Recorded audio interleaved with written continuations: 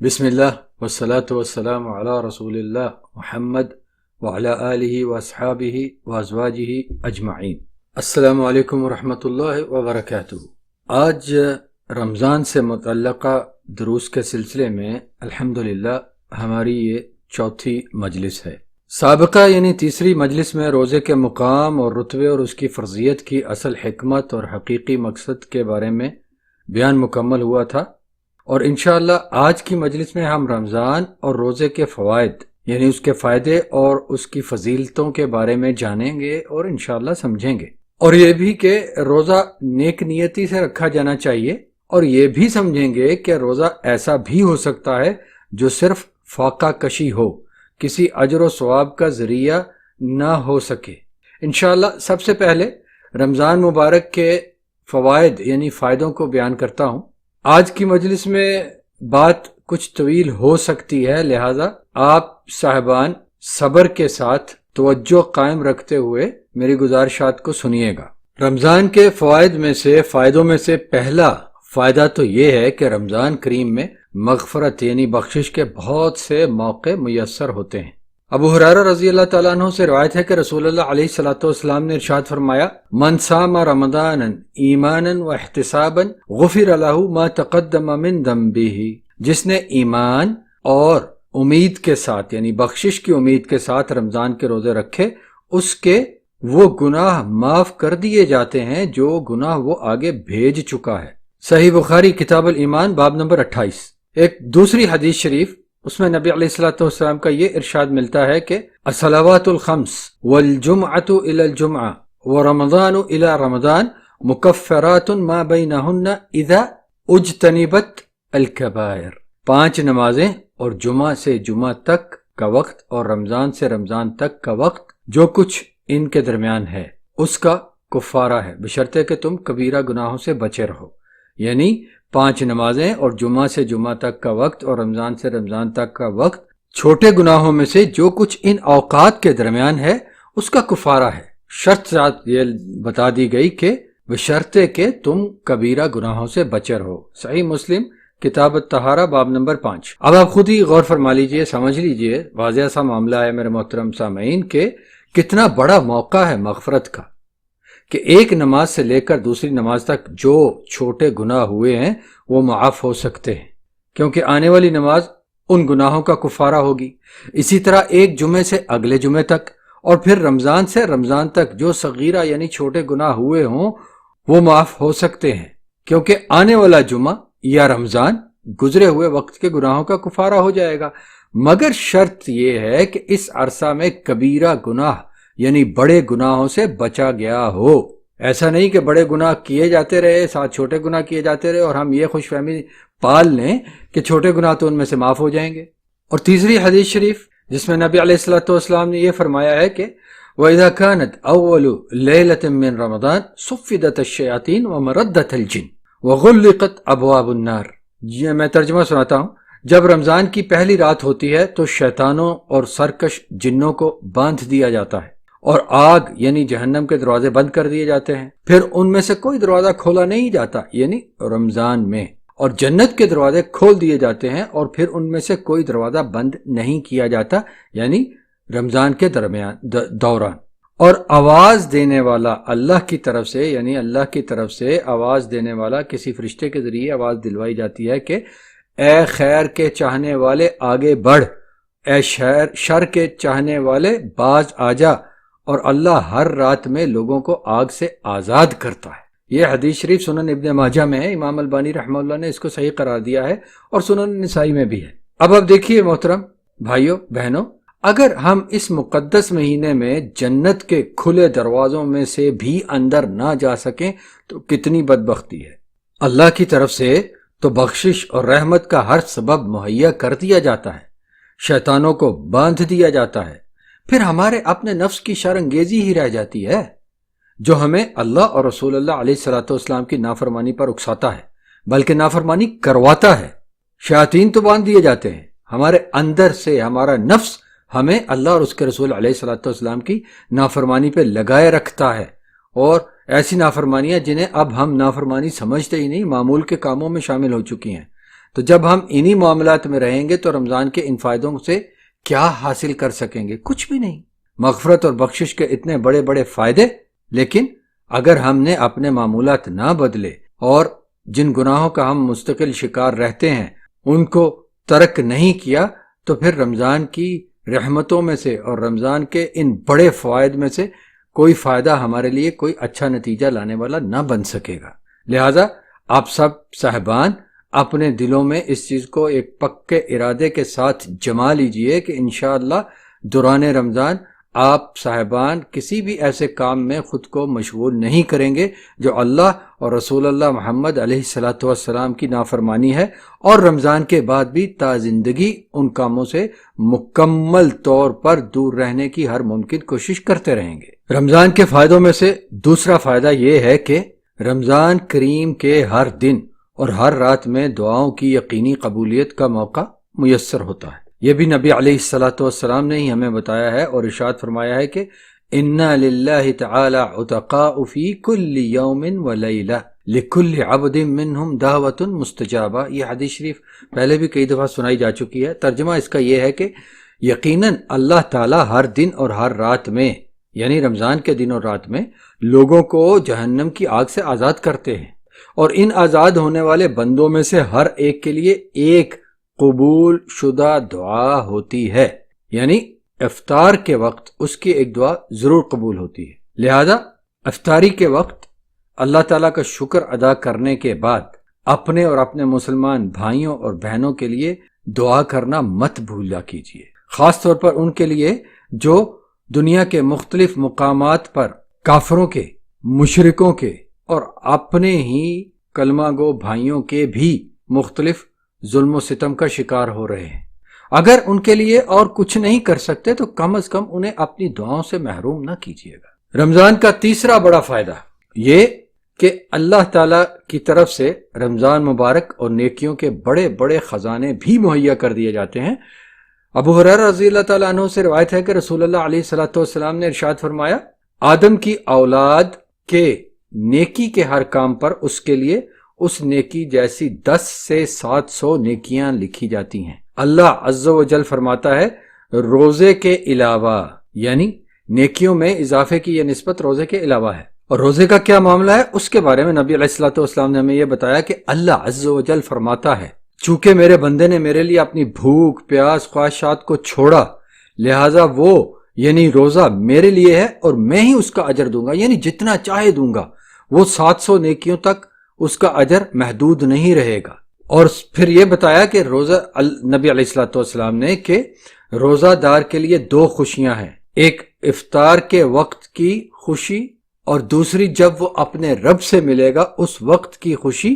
اور روزہ دار کے منہ کی بو اللہ کے ہاں یقیناً مسک کی خوشبو سے بھی اچھی ہے۔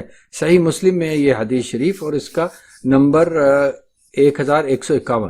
رمضان شریف میں مہیا کیے جانے والے نیکیوں کے بڑے خزانوں میں سے ایک خزانہ یہ ہے جو کہ عبداللہ ابن عباس رضی اللہ تعالیٰ عنہما سے روایت ہے کہ رسول اللہ علیہ الصلوۃ والسلام نے ارشاد فرمایا، جب رمضان آئے تو اس میں عمرہ کر لینا، رمضان میں عمرہ حج کے برابر ہے۔ صحیح مسلم اور صحیح نسائی میں یہ حدیث ہے۔ تو جو مسلمان اس بات کی قدرت رکھتا ہے کہ وہ رمضان میں عمرہ کر سکتا ہے تو اسے کرنا چاہیے تاکہ وہ نبی علیہ الصلوۃ والسلام کے اس فرمان کے مطابق حج کا اجر حاصل کر سکے، مگر یہ ضرور یاد رکھے کہ عمرہ کے لیے نکلنے سے پہلے اس کی ادائیگی کا طریقہ جو رسول اللہ علیہ الصلوۃ والسلام کی سنت کے مطابق ہو وہ طریقہ سیکھے اور پھر اس کے مطابق عمرہ ادا کرے۔ سنی سنائی باتوں یا کہانیوں پر عمل کر کے کیے ہوئے کام اللہ کے ہاں مقبول نہیں ہوتے۔ الحمدللہ عمرہ اور حج رسول اللہ علیہ الصلوۃ والسلام کے طریقے پر، اس کے بارے میں ایک برقی کتاب میری تیار ہے جو کتاب و سنت لائبریری پر میسر بھی ہے، اس کا مطالعہ بھی ضرور کیجیے گا، انشاءاللہ فائدہ مند ہوگا۔ اب آتے ہیں رمضان شریف کے چوتھے فائدے کی طرف، جو کہ بہت عظیم فائدہ ہے، بہت عظیم فائدہ، اور وہ یہ کہ اسی برکتوں والے مہینے میں اللہ تعالیٰ نے شب قدر مقرر کر رکھی ہے۔ اللہ تبارک و تعالیٰ نے فرمایا ہے کہ شہر رمضان الذی انزل فیہ القرآن، رمضان کا مہینہ وہ ہے جس میں قرآن اتارا گیا، اور پھر ارشاد فرمایا انا انزلناہ فی لیلۃ القدر. اب دوسری جگہ دوسری صورت میں آیت شریف پہلی میں بتایا کہ رمضان کے مہینے میں قرآن نازل فرمایا، اور دوسری جگہ پہ یہ دوسری آیات میں یہ بتا رہے ہیں کہ انا انزلناہ فی لیلۃ القدر، ہم نے اسے یعنی قرآن کو قدر کی رات میں اتارا ہے. وما ادراک ما لیلۃ القدر، اور آپ محمد علیہ الصلوۃ والسلام آپ کیا جانیں کہ قدر کی رات کیا ہے؟ لیلۃ القدر خیر من الف شہر، قدر کی رات 1000 مہینوں سے بہتر ہے. تنزل الملائکۃ والروح فیہا باذن ربہم من کل امر سلام ہی حتی مطلع الفجر. اس رات میں فرشتے اور روح یعنی جبریل علیہ السلام اپنے رب کے حکم سے ہر کام پورا کرنے کے لیے اترتے ہیں. وہ رات فجر تک سلامتی ہی ہے. اللہ تبارک و تعالی نے شب قدر کو 1000 مہینوں سے زیادہ اچھا اور خیر والا قرار دیا. یعنی شب قدر میں کی گئی نیکیاں عبادات وہ ایک رات کی ہوں گی بظاہر، لیکن اللہ کے ہاں ان کا اجر و ثواب 1000 مہینے کی عبادات اور نیکیوں سے زیادہ ہوگا. کس قدر عظیم فائدہ ہے رمضان مبارک کا یہ. لیکن ہم میں سے کتنے ہیں جو اس 1000 مہینے کی سے زیادہ بڑھ کر قدر و منزلت والی رات سے کچھ کما پاتے ہیں؟ نبی علیہ الصلوۃ والسلام نے ہمیں یہ بھی بتا دیا کہ ان هذا الشهر قد حضركم وفيه ليلة خير من 1000 شهر من حرمها فقد حرم الخير كله ولا يحرم الا كل محروم. یہ مہینہ تمہارے پاس آ گیا ہے یعنی رمضان، جس میں قدر کی رات ہے جو کہ 1000 مہینوں سے زیادہ خیر والی ہے. جو اس رات سے محروم رہا یعنی جو اس رات میں خیر اور نیکیاں نہیں کما سکا وہ یقیناً ہر خیر سے ہی محروم رہا. اور قدر کی رات کی خیر سے فائدوں سے سوائے بد نصیب کے کوئی اور محروم نہیں ہوتا. سنن ابن ماجہ اور امام البانی نے اسے صحیح قرار دیا ہے. تو میرے محترم سامعین، بھائیوں اور بہنوں، لیلۃ القدر شب قدر قدر کی رات اس کے فائدوں سے محروم سوائے بد نصیب کے اور کوئی نہیں ہوتا. یہ نبی علیہ الصلوۃ والسلام نے ہمیں بتا دیا ہے.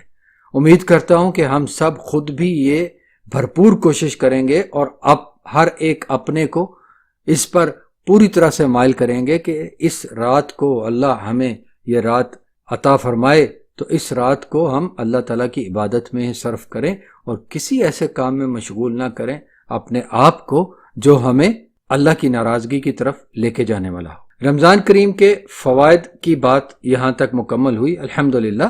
اس کے بعد رمضان کے فائدے سننے اور جاننے کے بعد اب انشاءاللہ ہم روزوں کے فوائد یعنی فائدوں کی طرف آتے ہیں اور ان کے بارے میں بات کرتے ہیں انشاءاللہ. روزے کے فوائد کے بیان میں نبی علیہ الصلوۃ والسلام کا سب سے پہلا فرمان آپ کو جو سناتا ہوں وہ یہ کہ الصیام جنۃ فلا یرفث ولا یجہل. بات کو مختصر رکھنے کے لیے میں ترجمہ کرتا چلتا ہوں. عربی متن اس وقت نہیں سناتا کیونکہ جیسے میں نے شروع میں گزارش کی تھی کہ بات طویل ہو جائے گی، اس لیے اس مجلس میں عربی متن سنانے کی بجائے صرف ترجمے پہ اکتفا کرتے ہیں اور حوالے انشاءاللہ تعالی سب احادیث شریفہ کے بیان کرتا چلوں گا. جو میرے بھائی یا بہن عربی متن دیکھنا چاہیں ان حوالوں کے مطابق وہ دیکھ سکتے ہیں. تو نبی علیہ الصلوۃ والسلام نے ارشاد فرمایا کہ الصیام جنہ، روزہ ڈھال ہے یعنی جہنم کے عذاب کے سامنے ڈھال ہے. لہذا روزہ دار نہ تو ہم بستری کرے اور نہ ہی جہالت والا کوئی کام. اگر کوئی اس کے ساتھ لڑائی کرے یا گالی دے تو روزہ دار کہے میں تو روزے میں ہوں. اور مزید ارشاد فرمایا نبی علیہ الصلوۃ والسلام نے کہ اس کی قسم جس کے ہاتھ میں میری جان ہے، روزہ دار کے منہ کی بو اللہ کے ہاں مسک کی خوشبو سے زیادہ پاکیزہ ہے یعنی پسندیدہ ہے، محبوب ہے. اور پھر یہ بھی ارشاد فرمایا، ہمیں بتایا کہ اللہ کہتا ہے روزہ دار میرے لیے اپنا کھانا پینا اور خواہشات چھوڑتا ہے، روزہ میری خاطر ہے تو میں ہی اس کا ثواب دوں گا اور ایک نیکی کا ثواب 10 نیکیوں کے برابر ہے. صحیح بخاری کتاب الصوم باب نمبر 2، صحیح مسلم کتاب الصیام باب نمبر 30. روزے کا دوسرا فائدہ، روزہ رکھنے والے کی عزت. سہل بن سعد سے روایت ہے کہ نبی علیہ الصلوۃ والسلام نے فرمایا بے شک جنت میں ایک دروازہ ہے جس کا نام الریان ہے، اس دروازے میں سے روزہ دار داخل ہوں گے اور ان کے علاوہ کوئی بھی اور داخل نہیں ہو سکے گا. اللہ کی طرف سے کہا جائے گا کہاں ہے روزہ دار؟ تو روزہ دار اٹھ کھڑے ہوں گے اس دروازے میں سے ان روزہ داروں کے علاوہ کوئی بھی اور داخل نہیں ہوگا۔ جب وہ روزہ دار داخل ہو جائیں گے تو وہ دروازہ بند کر دیا جائے گا اور پھر اس کے بعد کوئی اس میں سے داخل نہیں ہو سکے گا۔ روزے داروں کے لیے یہ ایک عظیم الشان عزت ہوگی روز قیامت کہ ان کو جنت میں داخل کرنے کے لیے ایک الگ پروٹوکول دیا جائے گا، ان کو ایک الگ دروازے سے داخل کیا جائے گا۔ سبحان اللہ العظیم۔ یہ حدیث شریف صحیح بخاری میں ہے، وہی کتاب الصوم کے باب نمبر 4 اور صحیح مسلم کے کتاب الصیام کے باب نمبر 31 میں۔ میرے محترم سامعین، بھائیو بہنوں، نفلی روزہ ہو یا فرض، روزے کے فائدے اور عزت و اکرام ہر روزہ دار کے لیے ہیں۔ ہر روزہ دار کے لیے جس کا روزہ صرف اللہ کی رضا کے لیے ہو اور جس روزے میں کوئی نافرمانی نہ ہو۔ ان احادیث مبارکہ میں جو ابھی آپ کو سنائی گئی ہیں، ان احادیث میں بتائے گئے فائدوں کے ساتھ ساتھ ہمیں یہ بھی پتہ چلتا ہے کہ روزہ مسلمان کے ایمان، اس کی قوت ارادہ اور اس کی عظیمت میں اضافے اور پختگی کا سبب بنتا ہے، جس کے نتیجے میں وہ مسلمان اپنے رب کے لیے کھانے پینے کی ضروریات تک کو ترک کیے رکھتا ہے اور کئی دیگر خواہشات کی تکمیل پر قادر ہونے کے باوجود خود کو ان سے دور رکھتا ہے۔ اور یہ بھی روزے کے فائدوں میں سے ہے کہ روزہ مالداروں کے ان دلوں میں جن دلوں میں احساس ہوتا ہے لیکن وہ احساس کہیں ڈھک چھپ گیا ہوتا ہے، ان دلوں میں غریبوں اور تنگ دست لوگوں کے حال و احوال کا احساس پیدا کرنے کا سبب بن جاتا ہے کہ وہ ان غریبوں کی تنگی، بھوک اور ضروریات کو محسوس کرتے ہیں، اور جن مالداروں کی خیر اللہ کے ہاں منظور ہوتی ہے، اللہ تبارک و تعالیٰ ان مالدار لوگوں کو اللہ کی راہ میں خرچ کرنے کی توفیق عطا فرما دیتا ہے۔ جو امیروں اور غریبوں کے درمیان میں یہ خرچ کرنے کی توفیق کے نتیجے میں کیا ہوتا ہے کہ امیروں اور غریبوں کے درمیان میں پائی جانے والی معاشرتی تفریق ختم ہونے لگتی ہے، کم ہو جاتی ہے، اور اسلامی بھائی چارے کو تقویت ملتی ہے۔ وہ بھائی چارہ جو اب صرف کتابوں میں ہی ملتا ہے یا مجھ جیسے کہ کسی بات میں اس کا ذکر مل جاتا ہے، وہ ویسے عملی طور پہ امت میں سے مفقود ہو چکا ہے، غائب ہو چکا ہے۔ وہ بھائی چارہ، اسلامی بھائی چارہ، جس کے دنیاوی فوائد آخرت کے فائدے سے پہلے ہی ساری امت کے لیے میسر ہوتے ہیں، لیکن امت اس کو بھول چکی ہے۔ روزے کے نتیجے میں ملنے والے دنیاوی فوائد میں سے صحت کی بہتری سے متعلق فوائد کے بارے میں ہر دن کوئی نہ کوئی نئی تحقیق سامنے آتی ہے، جو مسلمانوں کے لیے ان کے رب کی رحمت کی وسعت کو سمجھنے کا ایک ذریعہ ہے کہ ان کے رب اللہ سبحانہ و تعالیٰ نے اپنے فرما بردار بندوں کو آخرت کے اجر و ثواب کے ساتھ ساتھ دنیا کے فائدوں میں بھی اضافی نعمتوں کے طور پر وہ فائدے عطا فرماتا ہے۔ لہذا ہمیں اپنے عمل کو، اپنے تمام تر عملوں کو دنیاوی فائدوں کو مد نظر رکھ کر ادا نہیں کرنا چاہیے، بلکہ اپنے اللہ کی خوشنودی حاصل کرنے کی نیت سے، اپنی آخرت کی کامیابی کے حصول کی نیت سے ہمیں اپنے عمل کرنے چاہیے، دنیاوی فائدے کے لیے نہیں۔ جو ایمان والا ہوتا ہے نا میرے بھائیوں بہنوں، جو ایمان والا ہوتا ہے نا، اس کا مطمع نظر، اس کا اصل ہدف ہمیشہ اللہ کی رضا کا حصول ہوتا ہے، دنیا کے فائدے نہیں۔ یاد رکھیے کہ دنیا کے فائدوں کے مد نظر دنیا کا فائدہ حاصل کرنے کی نیت سے کیے گئے عمل عبادات میں شمار نہیں ہوتے، خواہ ان کی ظاہری حیثیت، کیفیت، حالت کسی معروف عبادت جیسی ہی ہو، اور یہ اس لیے کہ عملوں کا دار و مدار نیتوں پر ہوتا ہے۔ یہ حدیث شریف میں نبی علیہ السلام نے ہمیں بتا دیا ہے، معروف حدیث ہے، انما الاعمال بالنیات، عملوں کا دار و مدار نیتوں پہ ہوتا ہے۔ الحمدللہ اس حدیث شریف کی شرح کو کافی تفصیل کے ساتھ الگ بیان کے طور پہ ذکر کر دیا گیا ہے اور وہ نشر بھی ہو چکی ہے۔ تو عملوں کا دار و مدار نیتوں پہ ہوتا ہے، اور ہر شخص کے لیے وہی نتیجہ ہوتا ہے جس کی اس نے نیت کی ہو۔ لہٰذا اگر کوئی شخص دنیاوی فائدے حاصل کرنے کے لیے، خواہ وہ جسمانی فائدے ہوں، معاشرتی فائدے ہوں، معاشی فائدے ہوں، روزہ رکھتا ہے تو اسے اس روزے کے نتیجے میں اللہ کی رضا حاصل ہونے والی نہیں۔ جو رمضان اور روزوں کے فائدے اللہ تبارک و تعالیٰ اور نبی علیہ الصلوۃ والسلام نے ہمیں بتائے ہیں، ان میں سے کوئی فائدہ ملنے والا نہیں، بلکہ الٹا نقصان ہونے کا اندیشہ ہے۔ روزے کی فضیلت، روزے کے فائدے، یہ حاصل کرنے کا دار و مدار روزے رکھنے والے کی نیت پر ہی ہے۔ لہذا روزے اور رمضان کے عظیم اجر و ثواب حاصل کرنے کے لیے روزہ رکھنے کا عمل بھی خالص اللہ کی رضا کے حصول کی نیت کے لیے سے ہی ادا کیا جانا چاہیے، اور اس کے ساتھ ساتھ یہ بھی بہت باریک بینی سے اس بات کا بھی خیال و حساب رکھا جانا چاہیے کہ کہیں ہمارا روزہ صرف فاقہ کشی ہی تو نہ ہو، یا کہیں ایسا نہ ہو کہ بھوک پیاس بھی برداشت کریں اور کوئی اجر و ثواب بھی نہ کما سکیں۔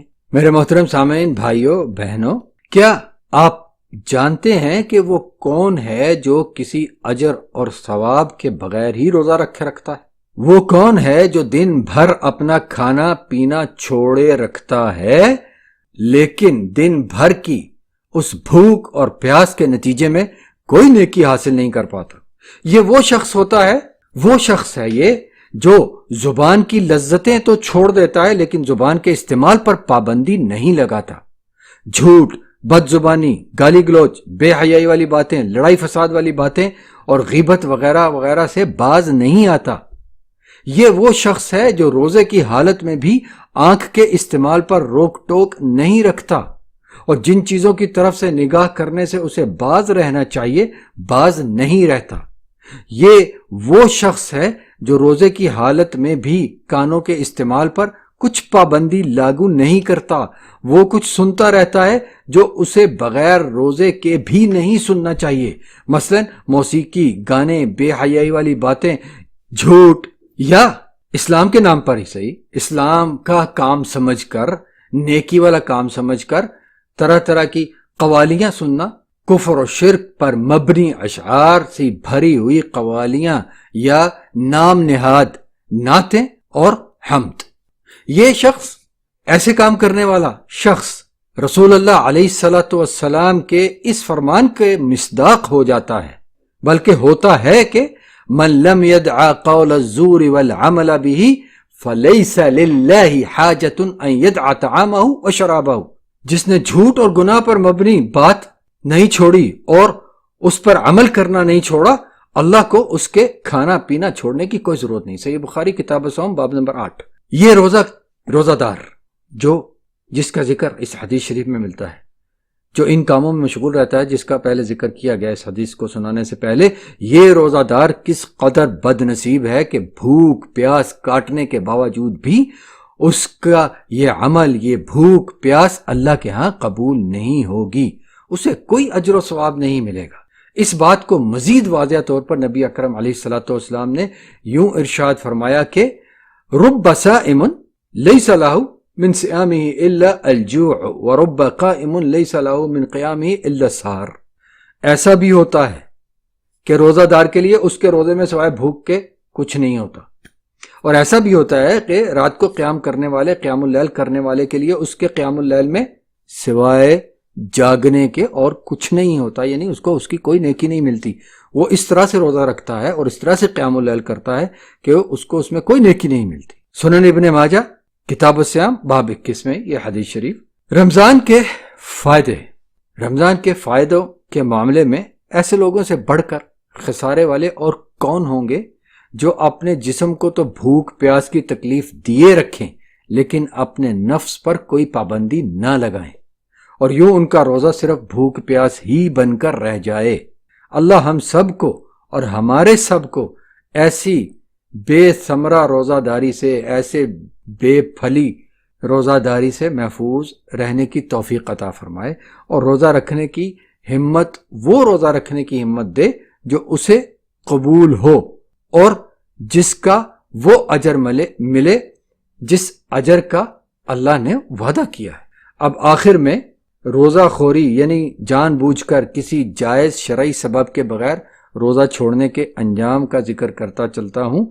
بات کو کہ کافی لمبی ہو گئی ہے، ہمیشہ کوشش یہ ہوتی ہے کہ ہماری بات 20-25 منٹ سے زیادہ نہ ہو، 2-2.5 منٹ اوپر ہو گئے ہیں، اس لیے مختصر سے طور پہ اس کا ذکر کرتا ہوں روزہ چھوڑنے کے انجام کے بارے میں، اور کیا شرعی اسباب ہیں جن کی بنیاد پر ہم روزہ چھوڑ سکتے ہیں، اس کے بارے میں انشاءاللہ بات کسی الگ بیان میں کر دی جائے گی باذن اللہ تعالی۔ بغیر شرعی سبب کے روزہ خوری کرنے والے کا انجام نبی علیہ الصلوۃ والسلام کے اس فرمان میں بھی ہمیں ملتا ہے کہ جو فرمان ابی امامہ رضی اللہ تعالیٰ عنہ سے مروی ہے، روایت ہے ان سے کہ نبی علیہ الصلوۃ والسلام نے فرمایا، میں سو رہا تھا کہ میرے پاس دو آدمی آئے اور مجھے بازوؤں سے تھام کر ایک مشکل چڑھائی والے پہاڑ کے پاس لے گئے اور کہا، اس پر چڑھیے۔ میں نے کہا، میں نہیں چڑھ سکتا۔ انہوں نے کہا، ہم آپ کے لیے سہولت مہیا کریں گے، لہٰذا میں چڑھ گیا۔ جب چوٹی پر پہنچا تو شدید چیخو پکار کی آوازیں سنی۔ میں نے پوچھا، یہ آوازیں کیسی ہیں؟ تو ان لوگوں نے کہا، جو مجھے لے کر آئے تھے، انہوں نے کہا، یہ جہنمیوں کی چیخو پکار ہے۔ پھر وہ مجھے لے کر چلے تو میں ایسے لوگوں میں پہنچا جو اپنی ایڑیوں کے اوپر والے پٹھوں کے ذریعے الٹے لٹکے ہوئے تھے، یعنی جیسے بکرے یا گائے وغیرہ کو ذبح کرنے کے بعد اس کے پاؤں کے پاس سے ایک جگہ سے اس کے پٹھے سے لٹکا دیا جاتا ہے اس کو الٹا، اس طرح وہ الٹے لٹکے ہوئے تھے۔ ان کے منہ پہلوؤں سے یعنی سائیڈ سے کٹے ہوئے تھے اور وہاں سے خون بہہ رہا تھا۔ میں نے پوچھا، یہ کون ہیں؟ ان لوگوں نے، جو مجھے لے کر آئے تھے، ان دونوں نے جواب دیا، یہ وہ لوگ ہیں جو روزہ حلال ہونے سے پہلے ہی کھا پی لیتے تھے۔ یہ حدیث شریف مستدرک الحاکم میں ہے اور امام البانی علیہ رحمۃ اللہ نے تعلیقات الحسان علی صحیح ابن حبان میں اسے صحیح قرار دیا ہے، اور یہ حدیث صحیح ابن خزیمہ میں بھی ہے۔ تو میرے محترم سامعین، بھائیو بہنوں، اس صحیح حدیث شریف میں نبی علیہ الصلوۃ والسلام نے بڑے ہی واضح طور پر ہمیں بتا دیا کہ جو لوگ افطار کے وقت سے پہلے، خواہ ایک آدھ منٹ ہی پہلے، بغیر کسی جائز سبب کے روزہ کھول لیتے ہیں، اور وہ لوگ جو بغیر کسی جائز سبب کے روزہ رکھتے ہی نہیں، ان کی سزا کس قدر خوفناک ہے۔ اللہ سبحانہ و تعالی ہم سب کو اور ہمارے سب کو اور ہر کلمہ گو مسلمان بھائی اور بہن کو یہ توفیق عطا فرمائے کہ وہ اللہ کے اس بابرکت اور عظیم رحمتوں، نعمتوں والے اور فائدوں والے مہینے میں سے زیادہ رحمتیں، نعمتیں، اللہ کی بخشش اور فائدے حاصل کر سکے۔ والسلام علیکم ورحمۃ اللہ وبرکاتہ۔